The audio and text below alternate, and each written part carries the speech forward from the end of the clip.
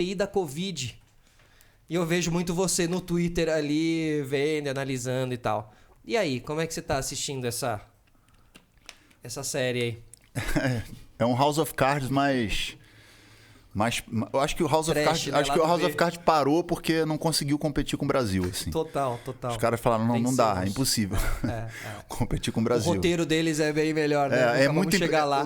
O do Brasil é totalmente imprevisível, né? Exatamente. O House of Cards era uma série que eu adorava assistir e eu adorava entender, porque a política americana é um pouco diferente da gente, porque eles são bipartidários e a gente é pluripartidário. Então, eles até têm outras formas de representatividade, mas basicamente são democratas e republicanos, e ali dentro vão existir diferenças Ramificações e tal, mas tá dentro basicamente desse, os dois, né? tá dentro desse espectro. A gente é pluripartidário, então é mais difícil, né? Você tem milhares de partidos de aluguel, por exemplo, que a gente que quer entrar para a política para ganhar dinheiro só, ter um salário bom, as regalias que é da política e o poder.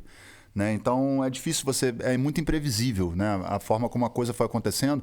Mas para quem estava ali analisando desde 2014, quando começou a primeira movimentação via Aécio Neves, né? Que eu costumo dizer que o Aécio Neves é o Carlos Lacerda da nossa geração.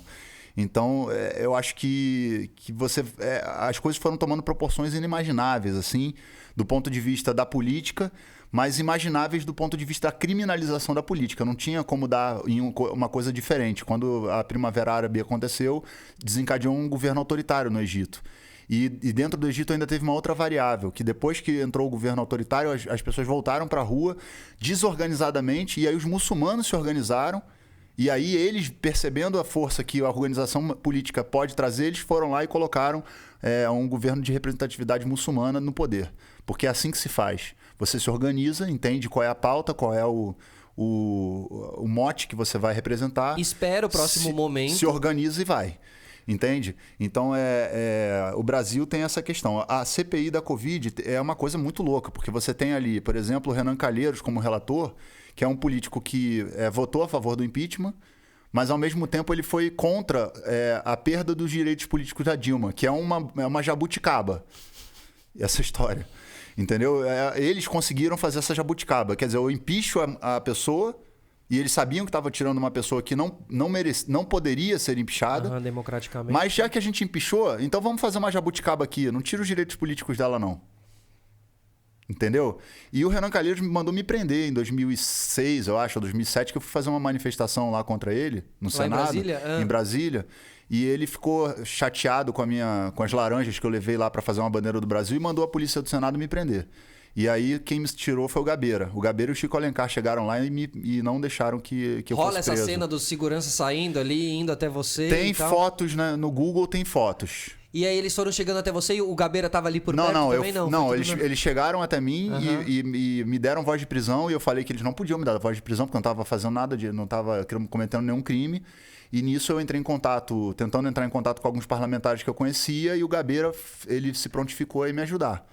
E o Chico Alencar também, que eram deputados na época, e foram me ajudar. E aí me tiraram, porque os caras estavam realmente me levando preso. Que seria um ato total de covardia total. Claro, né? A reação é muito, né? Putz. E eu sozinho. E eu sozinho. Sozinho. Eu fui fazer uma manifestação sozinho. Porque as pessoas começaram a falar de política em 2013, mas eu já tô nesse assunto desde. Sim, eu lembro 97. das manifestações suas ali na Paulista, ali, exatamente. né? Fora Sarney, chegou não. Foi fora Sarney também, né? Porque o Sarney tava nessa época também estava envolvido nas questões do Senado e etc. E é maluco imaginar que essa época, cara, não existia, né? As pessoas não se manifestavam na rua, assim, né? Era uma cultura passava totalmente à parte. Não, assim, eu era né? Chacota. Aham. As pessoas faziam chacota. E ok, tudo bem. Quando eu me exponho, eu sei ao que eu estou exposto, as críticas que eu estou exposto. Eu nunca fiz isso para ganhar aplauso. Ao contrário, isso só me prejudicou. No ponto de vista da minha profissão, não trouxe nenhum benefício para mim. E seu objetivo era qual? Assim, o meu objetivo é porque eu sou uma pessoa que tem uma consciência realmente política, que foi o que me levou para a UFRJ quando eu resolvi estudar ciências sociais. Eu queria ser cientista político e eu entendi que a minha voz como artista tinha uma responsabilidade dentro desse âmbito de tentar um diálogo com a sociedade, sabendo que eu tenho uma potência de voz que alcançava muita gente. Mas naquela época as pessoas não estavam ainda interessadas nesses assuntos. Então eu ia para Paulista, fechava a Paulista com 10 pessoas, para a gente lutar contra o aumento dos salários dos parlamentares. Né?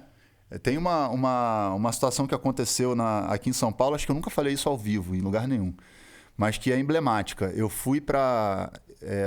eu falei, cara, eu vou fechar aquela avenida que eu não sei o nome da avenida, que sai na Paulista ali. Você sobe e ela cai na Paulista. Consolação ou a Brigadeiro? É uma das duas ali que é você vai subindo, né? Os ônibus é uma via mão dupla, assim, tipo, e aí tem uma subida que é um ponto meio que.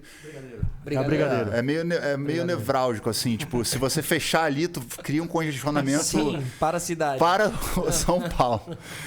E aí, cara, essa situação é assim, eu juntei com mais alguns amigos, eu não vou mencionar os nomes porque eu não quero envolver ninguém nesse BO. E aí, naquela época, foi 2008, 2007, não sei. E aí a gente juntou uns pneus e aí a gente foi lá para esse lugar, para esse ponto ali. E botei uma porrada de pneu ali, fechei de madrugada, eram umas 4, 5 horas da manhã. Jogamos botamos fogo nos pneus, fechamos. E aí quando eu voltei pro lugar onde eu estava hospedado, fui olhar para ver se a gente tinha conseguido a reação. Porque aquilo ali seria uma forma da gente chamar a atenção para que a sociedade visse que a gente não ia deixar que essa pauta do aumento do salário dos parlamentares passasse, que a gente estava tentando fazer de todo jeito e nada chamava a atenção das pessoas. Então eu parti vou queimar pneu. Né? Tipo, uma guerrilha, né? Pro radicalismo, vamos dizer assim, né? E aí, cara, a polícia chegou lá e aí passou aqueles negócios que passam de manhã, helicóptero, o caramba, etc, etc. Só que os caras acharam que aquilo tinha sido uma ação do PCC. E aí desviou totalmente do assunto. No fim, o objetivo não foi alcançado. A gente fez um vídeo, botou no YouTube falando que aquela ação era uma ação e tal, só que era tão irrelevante para a sociedade, o debate político, que a ação ficou como se fosse do PC, que nem tinha nada a ver com essa porra. Claro. Né? E aí, enfim, não deu em nada. E aí os caras aprovaram, como o Bolsonaro acabou de assinar o seu próprio aumento de salário de 60% dele, de seus ministros.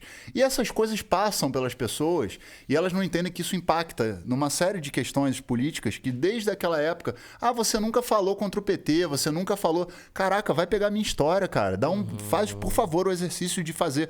Eu sou um cara que eu critico, mas eu elogio também. Se tiver alguma coisa boa para elogiar, eu vou elogiar. Tem coisas boas que o PT fez pelo Brasil, assim como o Fernando Henrique também fez coisas boas.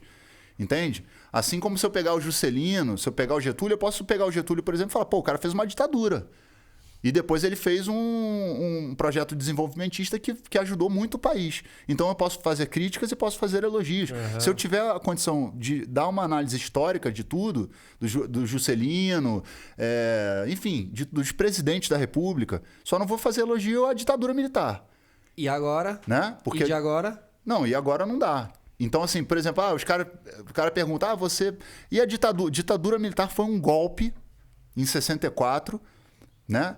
Que foi um golpe reconhecido já, inclusive, pela própria parcela da imprensa que apoiou, né? E a próprios setores da sociedade que apoiou, e que estão tentando fazer um revisionismo histórico agora, dizendo que foi uma revolução. Tanto que o golpe foi dado no dia 1º de abril, eles comemoram no dia anterior... Né? Porque dia 1º de abril é o dia da mentira. Então tem assim, essas narrativas de revisionismo, de terraplanismo, essas coisas, não cabe dentro de um debate democrático de alto nível. O terraplanismo te irrita até que ponto, assim? Eu não perco tempo discutindo com o terraplanista, não. A gente estava falando da CPI, acabou que eu falo pra caramba e nem falei da CPI. Só para concluir, eu acho que a CPI tem um trabalho importante pela frente. Primeiro, mostrar que foi a forma como a pandemia foi conduzida é uma tragédia. Continuará sendo uma tragédia. E obviamente, fazer uma análise de por que o Brasil adotou, por que o presidente da República adotou esse caminho. Qual era o propósito dele com esse caminho? Porque esse foi um caminho que custou muitas vidas.